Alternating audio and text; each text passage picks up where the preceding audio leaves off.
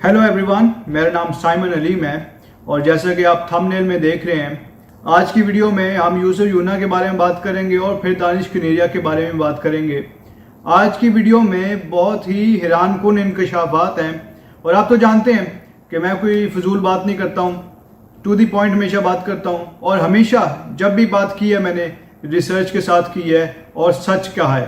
तो देखें, यूसुफ यूना जो मुसलमान हुआ था, बहुत उसके बारे में मैंने पढ़ा है कि वो क्या हुआ था, उसके बारे में बहुत रिसर्च भी मैंने की है और मुझे यही पता लगा है कि उसको ज़बरदस्ती मुसलमान किया गया था। उसको पहले लालच बहुत ज़्यादा दिया गया, पैसों का लालच और भी डिफरेंट किस्म के लालच दिए गए उसको, और उसके बाद उसको ज़बरदस्ती जो है मुसलमान किया गया, उसको धमकियाँ भी दी जाती थी।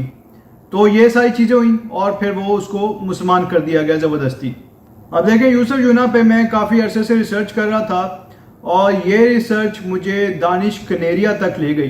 दानिश कनेरिया को आप जानते होंगे, एक साबिक पाकिस्तान के क्रिकेटर हैं, वो बहुत अच्छे बॉलर थे, टेस्ट क्रिकेट में बहुत उनका नाम है। तो सबसे पहले तो मैं आपको ये बताता चलूँ कि उनका नाम दानिश कनेरिया नहीं है, उनका नाम दिनेश कनेरिया है और वो हिंदू हैं। ठीक है, ये बात उनकी छुपाई गई बहुत जगहों पे। उनका नाम दिनेश से जानबूझ के पीसीबी ने दानिश बना दिया ताकि लोगों को पता ना लगे कि वो हिंदू हैं। उनको जी जानबूझ के मुसलमान बनाने की कोशिश की गई। तो देखें, जब मैं यूसुफ यूना पे रिसर्च कर रहा था तब मैं दानिश कनेरिया के एक बहुत ही करीबी दोस्त तक पहुंच गया। उस करीबी दोस्त ने मुझे बहुत सारी बातें बताई और फिर उस शख्स ने मेरी बात दिनेश कनेरिया से करवाई फ़ोन पे। तो देखें, उसके बाद जो दिनेश कनेरिया से मेरी बात हुई है, उन्होंने जो मुझे बातें बताई हैं वो बहुत ही हैरानकुन बातें हैं। पहली बात तो उन्होंने बताया कि यूसुफ के ज़माने में ये पाकिस्तान की कोई क्रिकेट टीम नहीं थी, ये इस्लामी टीम थी, और या इसको बाहर के मुल्क में तालिबानी टीम भी कहते थे या फिर जिहादी टीम भी इनको कहा जाता था।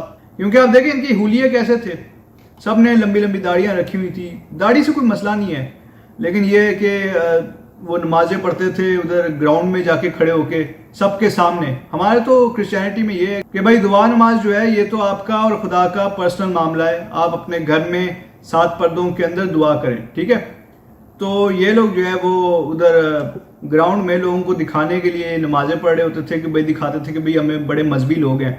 और अभी रिसेंटली मोहम्मद रिजवान जो है पाकिस्तानी क्रिकेट टीम का विकेट कीपर जो है, उसने अमेरिका में जाके क्या किया, अमेरिका में भी वो सड़क पे खड़ा होकर जी नमाज पढ़ रहा है। क्यों? तुझे वहां पे कोई मस्जिद नहीं मिली थी? पाकिस्तान में तो ये क्रिश्चियंस को या हिंदुओं को कभी सड़क में दुआ नमाज नहीं करने देते, हमें तो चर्च के अंदर भी इबादत नहीं करने देते। वापस आते हैं दिनेश कनेरिया की तरफ। ठीक है, दिनेश कनेरिया ने जो मुझे बातें बताई हैं वो बहुत हैरानकुन है। उन्होंने ये भी बताया कि देखिए, पाकिस्तान में जो पाकिस्तानी क्रिकेट टीम थी वो यूसुफ यूना के साथ बहुत बुरा सलूक करती थी और साथ ही साथ दिनेश कनेरिया के साथ भी बड़ा बुरा सलूक करते थे वो लोग। ठीक है, बहुत ज़्यादा तासुब करते थे। अब देखिए, यूसुफ यूना जो है वो एक गरीब ख़ानदान से ताल्लुक़ रखता था, तो वो जो है वो डर जाता था। ठीक है, दिनेश कनेरिया की फैमिली जो है वो अच्छी फैमिली है, वेल सेटल्ड है वो लोग, तो वो लोग डरते नहीं थे। ठीक है, तो इन दोनों को ये लोग हर वक्त, पूरी पाकिस्तानी क्रिकेट टीम जो है वो हर वक्त फोर्स करते थे कि भाई तुम मुसलमान हो जाओ, तुम्हें ये चीज़ मिलेगी, इतना पैसा मिल जाएगा, ये सब कुछ मिल जाएगा, बड़े बड़े लालच देते थे।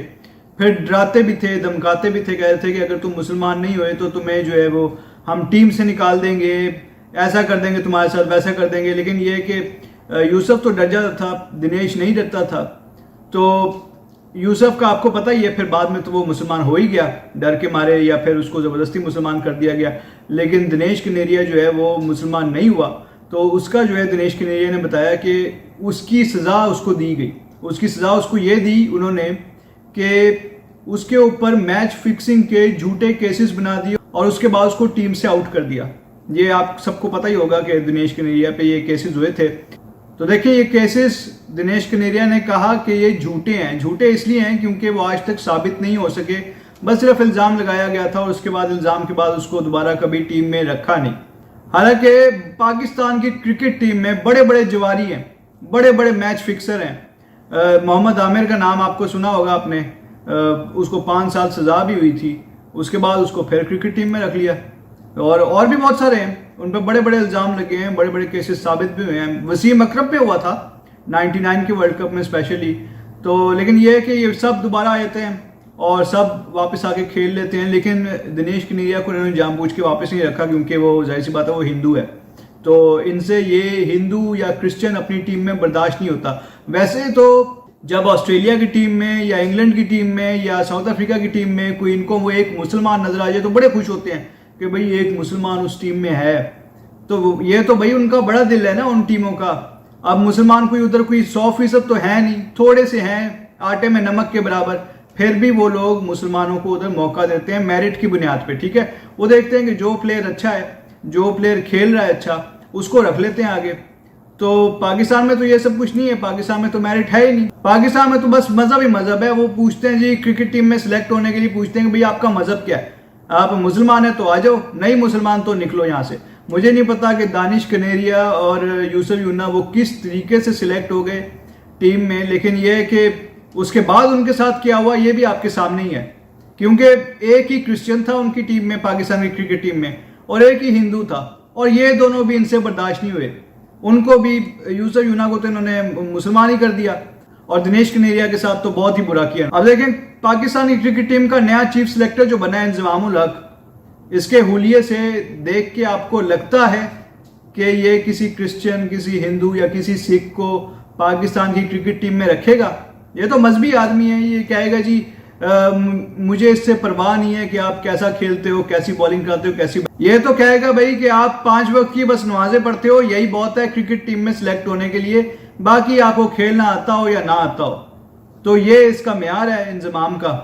तो ये सिर्फ इंजमाम का बल्कि म्यार नहीं है, बल्कि पाकिस्तान की जो क्रिकेट टीम की जो जितनी भी सिलेक्शन कमेटीज वगैरह होती है और पीसीबी, उन सब का यही म्यार है। और ये सब बहुत तासुबी हैं, बहुत बुरा सलूक करते हैं। तासुब से याद आया, वसीम अकरम, उसकी जो पुरानी बीवी है वो अभी मर चुकी है, उसका एक वाकया है, वो आपको मैं जल्दी से बता देता हूँ। तो देखें ये वाकया भी मुझे दानिश कनेरिया ने ही बताया था, और दानिश कनेरिया की जुबानी में आपको बताता हूँ। तो देखें पाकिस्तान की पूरी क्रिकेट टीम किसी डिनर पे इन्वाइटेड थे, सारे लोग गए और कुछ लोग अपनी फैमिलीज को भी लेके आए थे, जैसे कि वसीम अकरम अपनी बीवी को ले आया।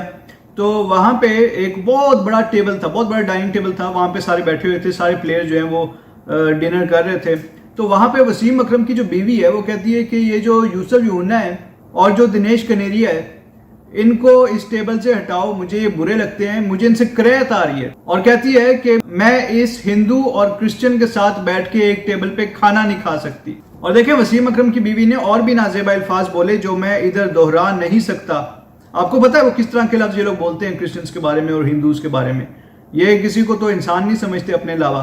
तो देखें दिनेश कनेरिया के बकौल एक और बात मुझे पता लगी, और उसने मुझे बताया कि जब यूसुफ यूना, जब भी वो 50 बनाता था या जब भी वो 100 करता था या सेंचुरी करता था, तो आपको पता है, आप लोगों ने देखा होगा पुराने मैचेस, वो बाप बेटा रूल कुदस का निशान बनाता था, यानी स्लीप का निशान वो बनाता था।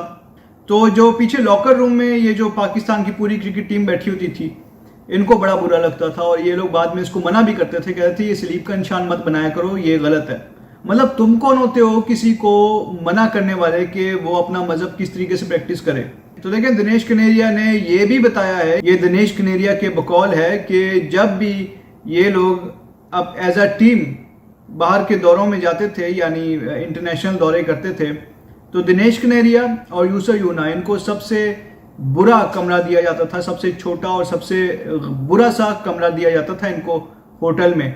खुद अपने अच्छे अच्छे स्वीट्स लेते थे और इनको छोटे छोटे कमरे दे देते थे, और बिल्कुल सिंगल बेड होते थे उसमें, और जानबूझ के इनके कमरों के सामने या बल्कि इनके कमरों के अंदर आके नातें चलाते थे, अपनी नातें लगाते थे, ताकि इनको ये लोग नातें सुने ऊंची ऊंची आवाज में, वॉल्यूम फुल करके, और जानबूझ के जो है वो इनके सामने ऐसे अपने इस्लामी प्रीचर्स के जो है वो सरमन लगा देते थे, जिसमें वो लोग क्रिश्चियनिटी और हिंदुइज्म को बड़ा गलत मलत बोल रहे होते थे। आपको पता है ये लोग मौलवी शौलवी कैसा बोलते हैं क्रिश्चियनिटी के बारे में। अब देखें दिनेश कनेरिया ने यह भी बताया कि वो यूसुफ यूना से अभी भी कांटेक्ट में है, और यूसुफ यूना जो है वो उस वक्त भी मुसलमान नहीं होना चाहता था। वो दिनेश कनेरिया को बताता था कि मैं मुसलमान नहीं होना चाहता, मैं क्रिश्चियनिटी में बहुत खुश हूँ, ये मेरा अपना मजहब है, लेकिन ये लोग मुझे ज़बरदस्ती फोर्स करते हैं। ठीक है, और भी सुन लें आप एक और बात।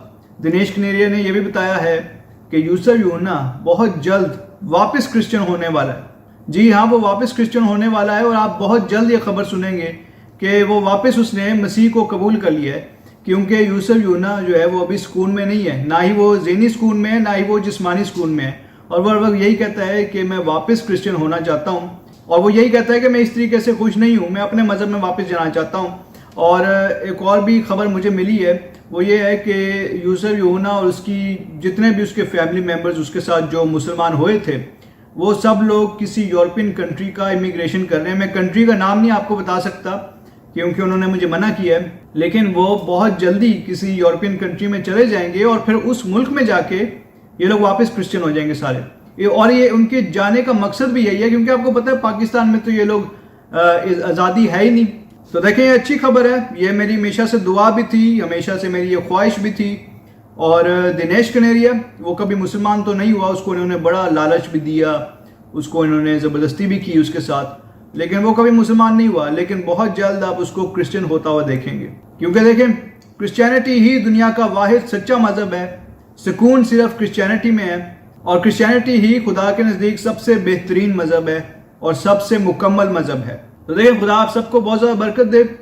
और आप सबसे रिक्वेस्ट है कि हमारा जो चैनल है जिसका नाम पीस वर्ल्ड वाइड है, आप उसको ज़रूर सब्सक्राइब कीजिए। और देखें, सब्सक्राइब करने के बाद आप बेल आइकन को भी ज़रूर क्लिक कीजिए। और अगर आपको ये वीडियो पसंद आई है तो इसको लाइक भी ज़रूर कीजिएगा। Thank you so much and God bless you all.